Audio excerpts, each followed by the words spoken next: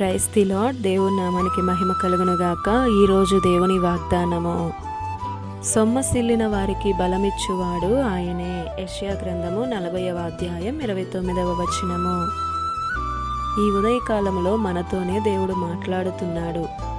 గమ్యం కానరాని పయనం, సాగిపోయే కొద్దీ మూసుకుపోతున్న త్రోవ, వెళ్ళే బాట సరి అయినదేనా అనే సందేహం, అడుగడుగునా నిరాశతో అలసిపోయి నీవున్నావా? సొమ్మసిల్లిన ప్రాణమును సేదదీర్చువాడు, క్షీణించిన బలమును, కలలుగానే మిగిలిపోయిన ఆశలను చిగురింపజేయగల దేవుడు, బలపరచునాథుడు.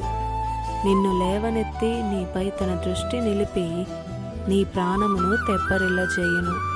నీ జీవితంలో నీవు ఎన్నెన్నో నిందలు భరించి అలసిపోయిన నీతోనే దేవుడు అంటున్నాడు, యుద్ధమే లేకపోతే కిరీటము లేదు.